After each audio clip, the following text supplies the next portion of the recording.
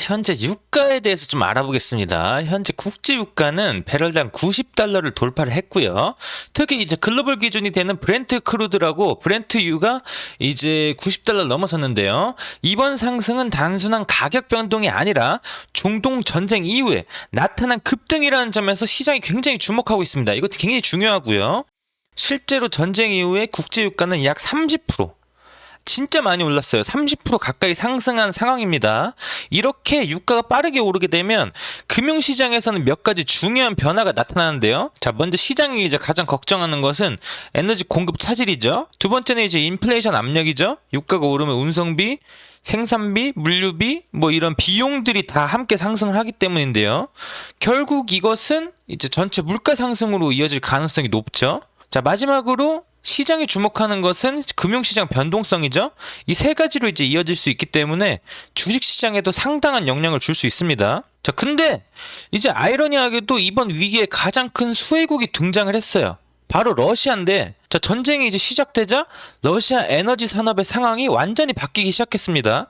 도대체 이제 무슨 일이 벌어진 걸까요? 전쟁 전만 해도 러시아 에너지 산업은 상당히 어려운 상황이었거든요. 근데 이제 서방 제재가 계속되면서 러시아 원유는 국제시장에서 브렌트보다 한 10달러 이상 싸게 팔리고 있었어요. 즉 러시아 원유는 할인 판매 상태였습니다. 심지어 일부 원유는 바다에서 대기를 하죠.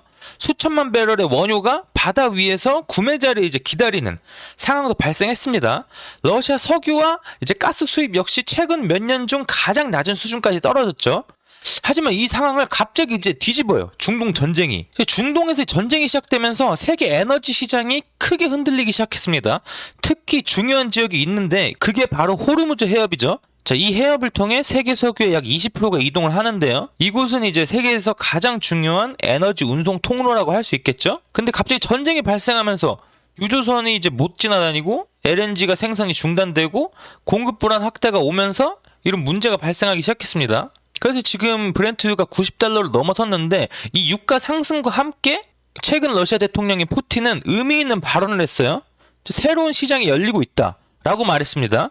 현재 상황을 보면 중동 지역의 긴장이 높아지면서 에너지 공급 차질에 대한 우려가 커지고 있습니다. 이런 상황이 발생하게 되면 시장은 이제 자연스럽게 대체 공급처를 찾게 되는 거죠. 이제 다른 데에서 이제 에너지를 구하는 거죠. 그리고 그 대체 공급처 중 하나가 바로 이제 러시아라는 겁니다. 특히 이제 최근 몇 년 동안 러시아는 에너지 이제 수출 방향을 크게 바꾸고 있었어요. 과거에는 이제 수출을 이제 유럽에다 계속했는데 지금은 점점 아시아 시장으로 수출을 확대하고 있습니다. 대표적인 이제 수입국을 보면 인도 있죠, 일본 있죠, 그리고 우리나라 있죠.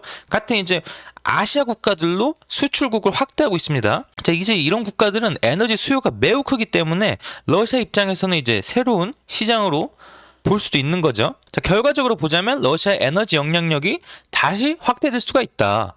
뭐 이런 말씀 좀 드리고 싶고요. 유가 상승과 지정학적 긴장이 이어질수록 러시아 같은 이제 에너지 공급국의 협상력이 또 이제 강해지는 거죠. 그래서 이제 약간 이상한 현상이 지금 발생하고 있는 거예요. 전쟁 전에는 러시아는 우크라이나 전쟁 이후에 서방 국가들의 강한 에너지 제재를 받았거든요.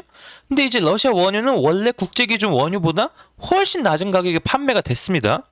러시아 원유가 거의 뭐 브렌트보다 10달러 싸게 할인해서 판매가 됐으니까 뭐 엄청 싼 거라고 볼 수 있죠. 하지만 지금은 이제 브렌트보다 1달러에서 5달러 정도나 비싸게 거래되기도 합니다. 왜냐하면 이제 중동 지역에서 긴장이 높아지면서 시장에서는 에너지 공급 불안이 계속 커지고 있거든요. 이렇게 공급 리스크가 커지면 시장은 자연스럽게 이제 대체 공급원을 찾기 때문에 갑자기 이제 러시아 원유가 중요한 대체 공급원이 된 거죠. 과거에는 이제 할인된 원유였는데 지금 이제 상황에 따라 프리미엄이 붙는 뭐 원유가 되고 있는 겁니다. 지금 유럽이 지금 고민에 빠졌죠. 유럽은 원래 러시아의 에너지 의존도를 줄이려고 지난 몇 년 동안 계속 노력해 왔어요. 우크라이나 전쟁 이후로. 하지만 지금 갑자기 문제가 생겼죠. LNG 공급 감소에 에너지 가격 갑자기 상승하죠. 브렌트 가격 상승하죠. 아시아와 LNG 경쟁을 해야 돼요. 그래서 일부에서는 러시아 에너지를 다시 사용해야 하는 것 아니냐 라는 이제 논쟁이 나오기 시작했습니다. 그렇다면 이제 가장 중요한 질문이 남죠. 만약에 중동 전쟁이 장기화된다면 글로벌 경제 어떻게 될까요? 현재 이제 시장에서는 크게 세 가지 가능성이 이야기되고 있습니다. 자, 먼저 첫 번째는 유가 100달러 가능성이죠. 지금 중동 지역에서는 세계에서 가장 중요한 원유 공급 지역인데 이 지역에서 계속 긴장이 계속 이어지고 이란 전쟁이 이제 끝나지가 않는다면은 국제유가는 지금 90달러를 넘어서서 배럴당 100달러까지 상승할 가능성도 있다는 거죠. 두 번째는 이제 에너지가 인플레이션 확대를 일으키느냐. 유가가 올라가면 단순히 이제 휘발유 가격만 올라가는 게 아니라 가스 가격도 상승하게 됩니다. 그리고 이것은 이제 운송비 상승과 물류비 상승, 생산비 증가 뭐 이렇게 다 물가 상승 압력이 다시 커질 수 있다는 거예요. 자, 세 번째는 글로벌 금융시장 변동성이죠. 만약 에너지 가격 상승으로 인플레이션이 다시 올라간다면 이제 중앙은행은 금리를 쉽게 내리기 어려워집니다.